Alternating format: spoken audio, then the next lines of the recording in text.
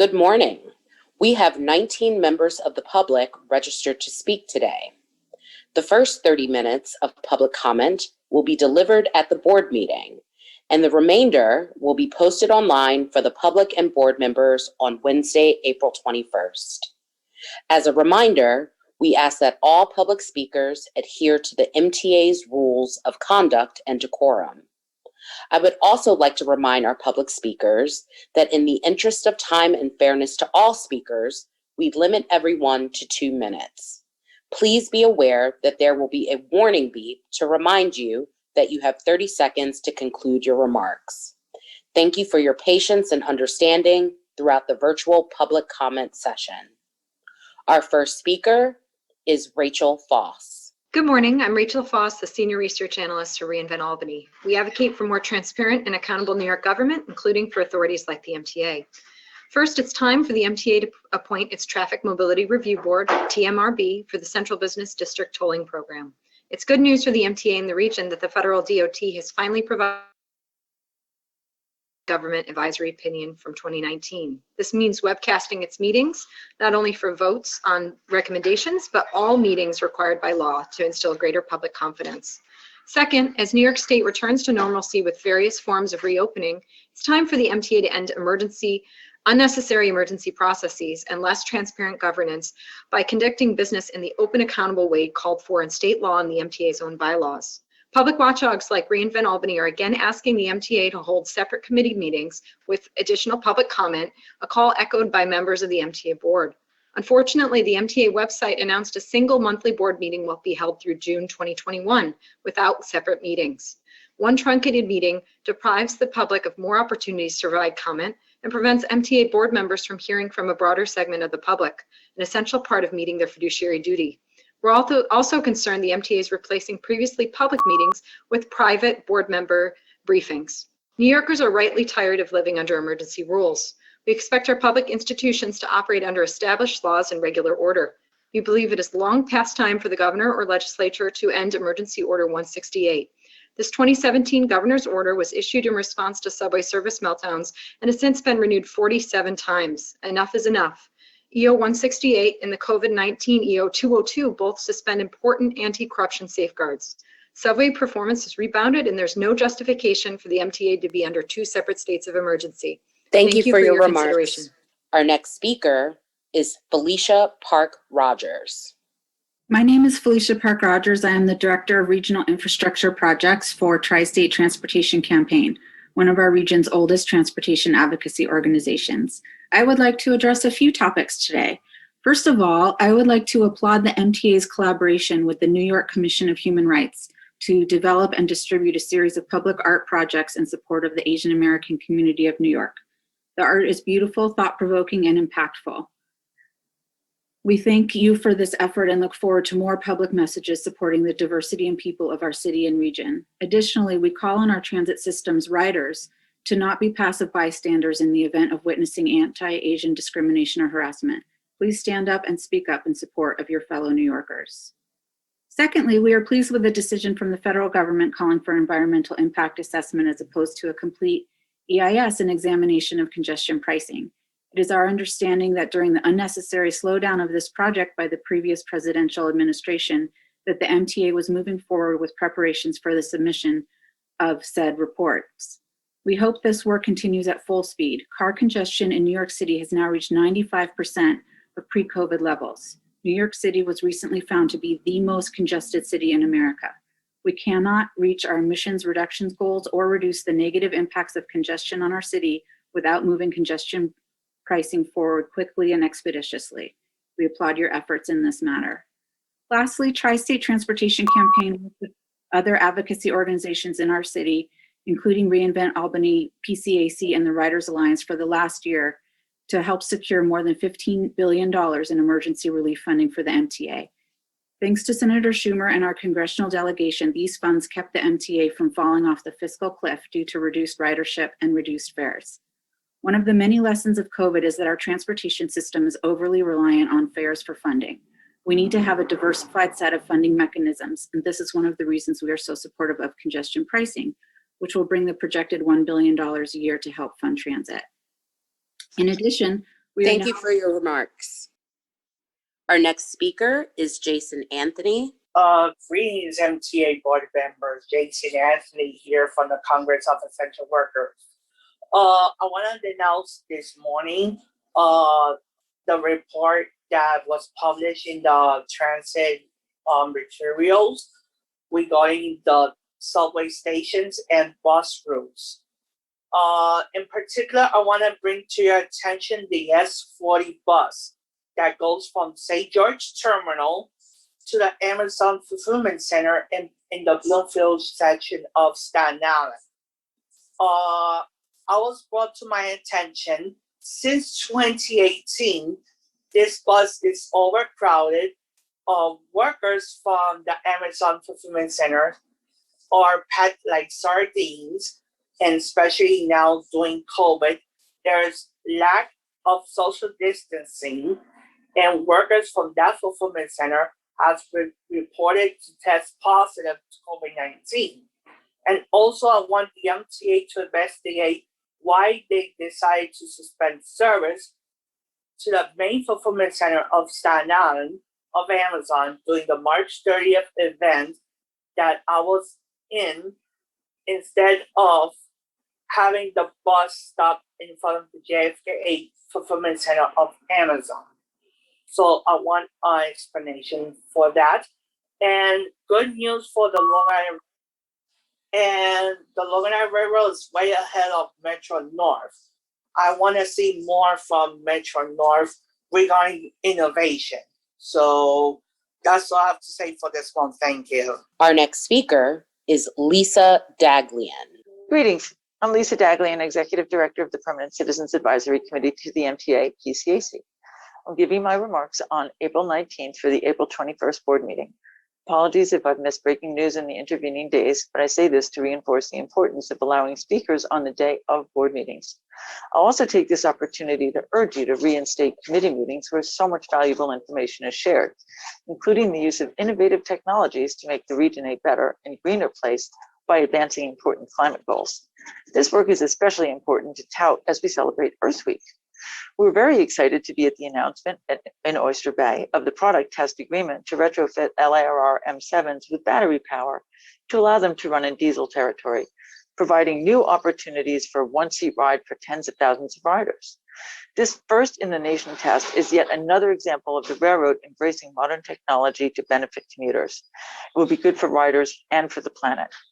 Similarly, the advances being made toward a fully electric bus fleet by the team at NYC Transit Bus is impressive, as are the partnerships they're forging as they work toward a cleaner future.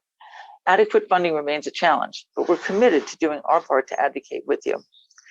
Complementing these innovations is the green light for an environmental assessment to get moving on congestion pricing, which will not just fund building and rebuilding our transit system, will help improve air quality and reduce traffic and greenhouse gas emissions. We hope to hear much more about next steps, including when and where we can expect public meetings to be held, and when the TMRB will be appointed and using and under what criteria.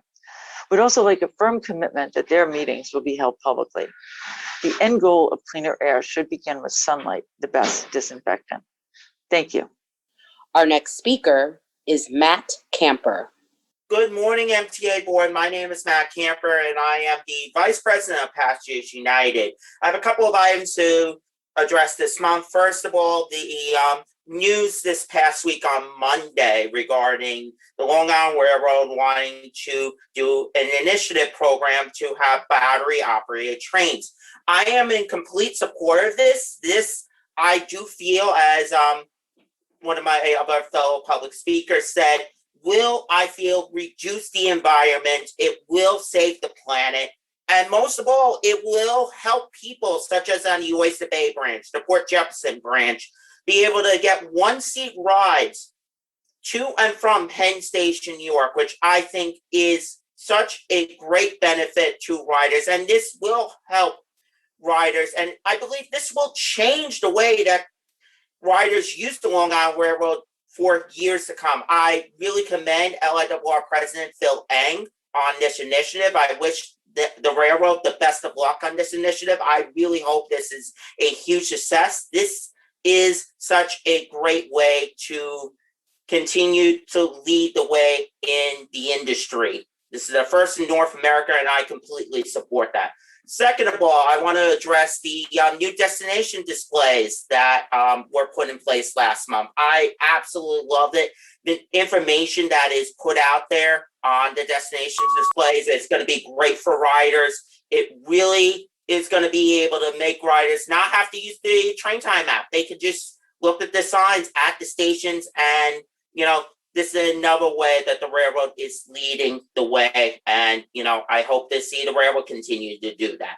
Thank you so much. Our next speaker is John Michno.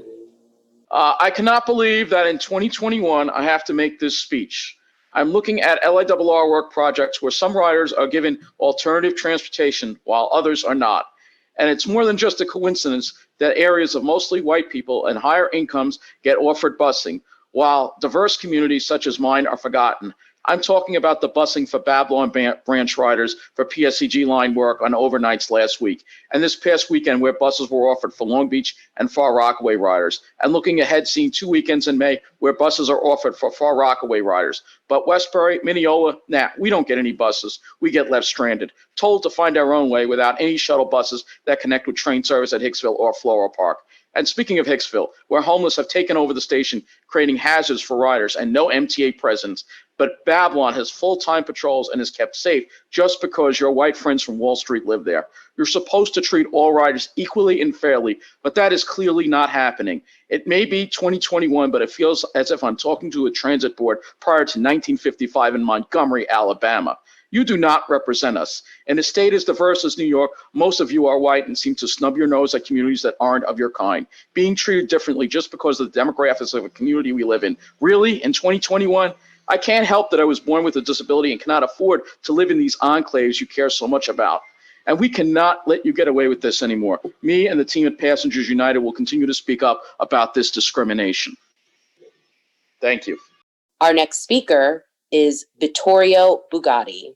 Good afternoon. I'm Vittorio Bugatti, leader and founder of the Express Bus Advocacy Group. I'm here to discuss two issues. Number one, poor, unreliable bus service citywide. And number two, our filthy express buses. Bus ridership has rebounded faster than subway ridership at almost 50%.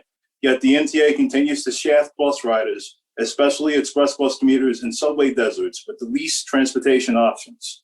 Seniors in our advocacy group have complained about having to cancel their doctor's appointments because of so many scheduled trips being left unfilled by the MTA. Essential workers who need the express buses to commute into Manhattan have to drive into the city because of unreliable bus service. Worst off for those who work at night. Lines like the BM2 that are supposed to provide overnight express bus service during the subway shutdown have seen roughly 80% of scheduled service canceled at times. This was the case recently where 10 out of the 12 overnight BM2 trips from 1 a.m. to 5 a.m. were canceled.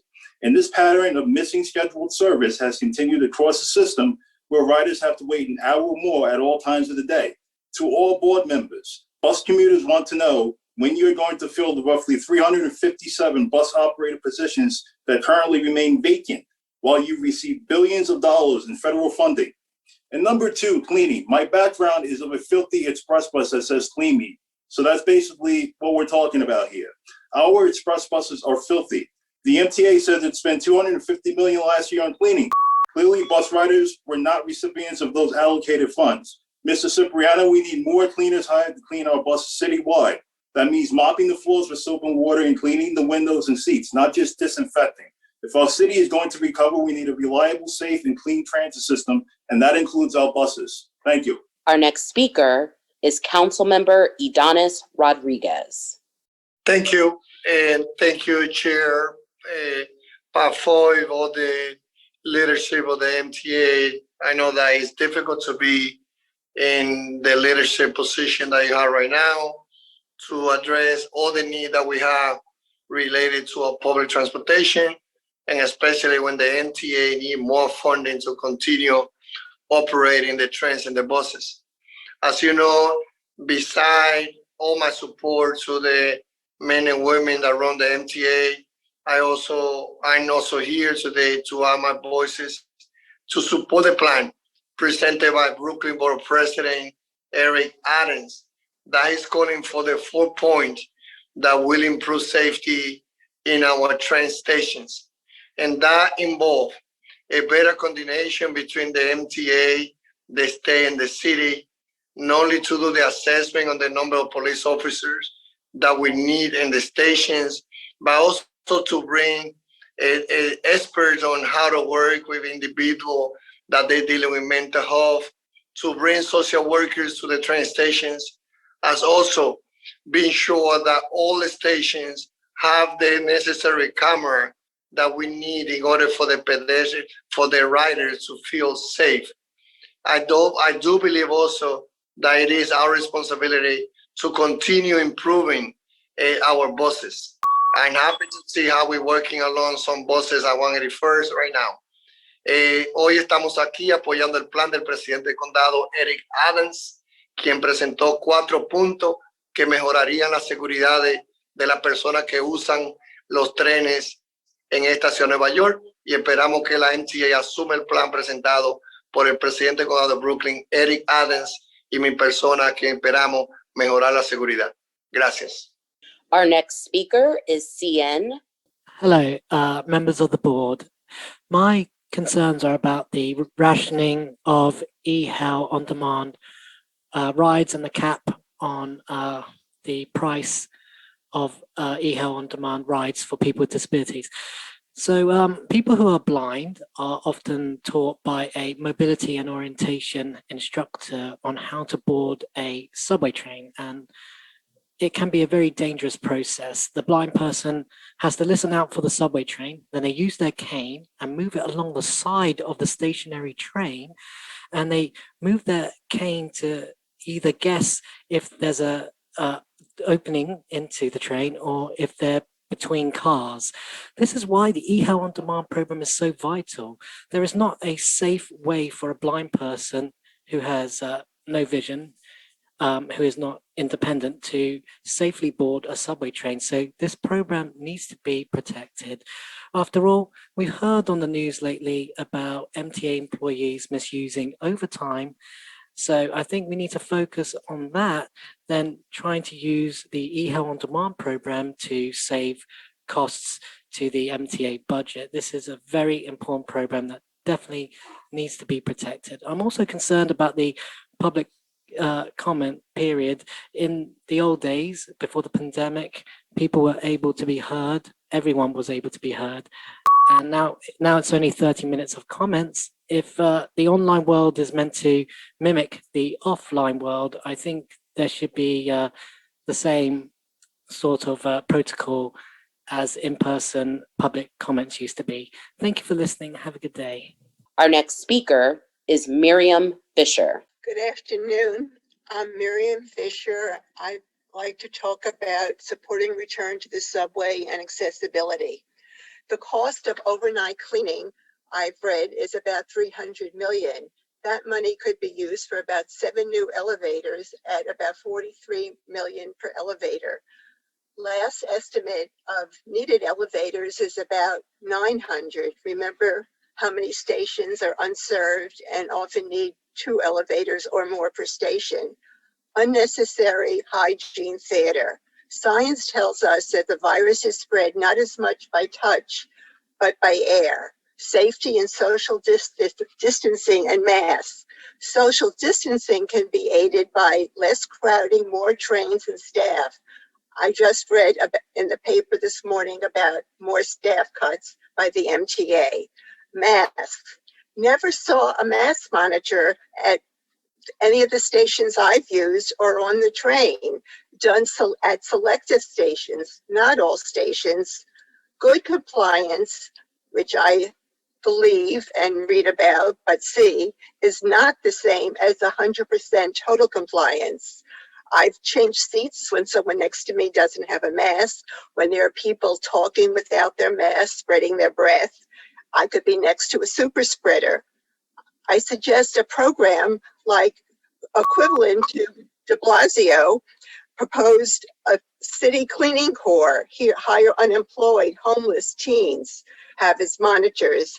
I haven't heard of $50 tickets enforcement that was promoted a few months ago Massive PR for 100% compliance will help return riders to the subway who fear the virus spread. I also speak as a personal subway rider in Chelsea, West 23rd. Thank No you for tra- your remarks. Our next speaker is Alita Dupree. Thank you, Chair Pat Foy and members. Alita Dupree for the record. My pronouns are she and her. Always good to be back with you. First, I was looking at the accessibility page on the website, and so thank you for doing some locational information on accessibility where it shows that I can find the elevators and bus and train connections. That'll be very helpful because ADA work includes everybody, includes me. So let's keep this going and do more ADA stations. Hopefully 50 of them a year will get this done. I hope to be back on the system soon. And I hope we can get an Omni fare card and fare app out. In the Bay Area of California, they just turned on the Clipper app because I don't want another damaged MetroCard story. And I'm thinking about just using my contactless card or phone to pay, but it would cost me more than my reduced fare MetroCard. So I think we have to accelerate that. I'm intrigued about this battery-powered test. I hope we can do it and succeed because I think we should have a subway and a railroad and bus system that runs on renewable energy. BART actually has a power content label. So I hope that the subway and Grand Central Terminal and the railroads will publish a power content label showing that we are operating 100% on renewable energy. And most of all, I want this system to be safe. I grew up on this system, and I want to be able to enjoy the system fully as anyone else does, and safety must come first. So you can't beat the subway for getting around. It's a lot less expensive than me using cars or ride shares, etc. So I hope by the time that we have another meeting, I will be back on the system. A system steeped in tradition and legend and history, not just necessary, but can be fun as well. Thank you very much. Our next speaker is Andy Pollock. All right. Good morning, Chairman Foy, members of the board. I'm Andy Pollock, Regional Director of Passengers United. So a couple things that I would like to discuss today. Number one, I'm very pleased to hear the announcement back on Monday regarding the Long Island Railroad experimenting with battery-powered trains. It's a good first step towards trying to help electrify other branches of the Long Island Railroad. So let's keep that up. My main point I want to discuss about the Long Island Railroad is the substitute busing situation.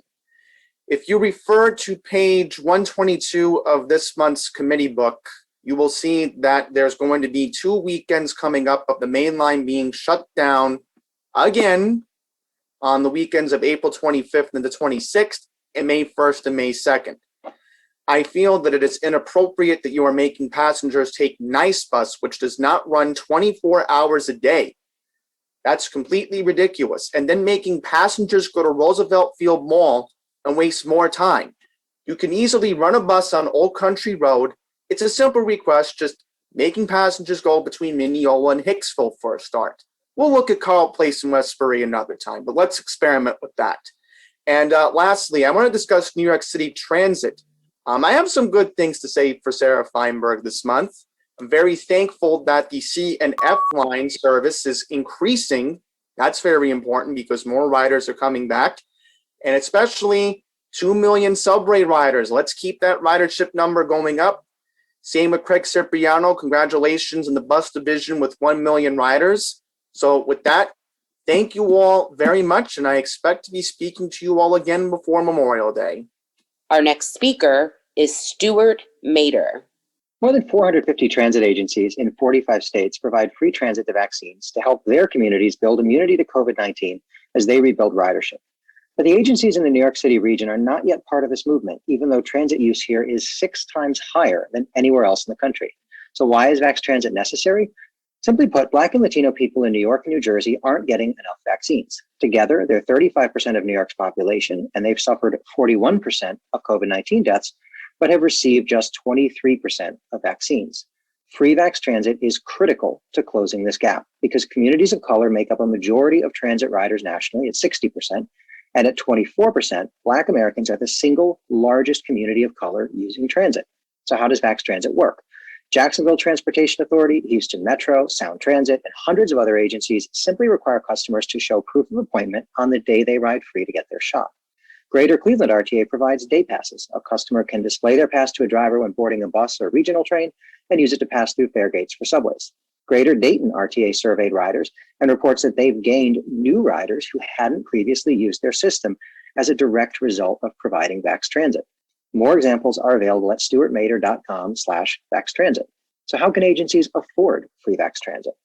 Federal COVID-19 relief funding can be used to provide free rides. The Federal Transit Administration has designated $8.4 billion in American Rescue Plan relief funding for transit to the New York City metro area. Nuria Fernandez, FTA Deputy Administrator, recently confirmed that FTA funding programs can be used to set up and operate vaccination sites at transit facilities and support transportation to and from vaccination sites. Much of the work to improve transit takes time, investment, and relentless advocacy, but every so often the opportunity arises to immediately improve people's lives. Join more than 450 of your peers nationwide and offer free Vax Transit for the next few months. Get shots in arms, beat the virus, and build ridership. Thank you. Our next speaker is H.P. Schroer. I am HP, a World War II veteran and director of UMIWI, an organization representing 12,000 veterans attending college in New York City. For the last 4 years, we have requested this board to enable veterans to purchase MTA fares at the same price as seniors and have been turned down because of financial restraints. Pat, I want to thank you and the others on the board for your encouragement not to give up. We heard you and took action. 3 years ago, the mayor and New York City Council agreed to provide you with the money to enable veterans attending college in the city to purchase fares at half price. Unfortunately, less than 400 of the 12,000 eligible got the discount. Why? Because the mayor changed the eligibility requirements. I asked the mayor representatives on the board to explain why this was done and if it will be corrected, especially since the government has just given you and the MTA extra billions of dollars to help you with your finances. For those representatives of the governor, you too have received additional federal money. Yet 2 bills which allow all veterans to purchase MTA fares at half price have not been put up for a vote, in spite of the support of a majority of the legislators. I ask you why. And Pat, I ask you, on behalf of my fellow veterans, will you announce on Memorial Day that all veterans will be able to purchase MTA fares at half price? And if not, when will you? I thank you. Our next speaker is Elon Berman. We need to talk about so many situations regarding public transportation in New York. The crime on the New York City subway is atrocious. There are trash cans exploding everywhere. There are people being pushed in front of oncoming subway trains, left, middle, and right. Just a day ago, I read that there was a guy with an AK-47 rifle at Times Square subway station. And there are Black people and Asians and so many other people getting harassed and beaten up and killed everywhere on the New York City subway. And it is driving the ridership down because everybody is just feeling unsafe, even waiting for 1 minute for a New York City subway in New York.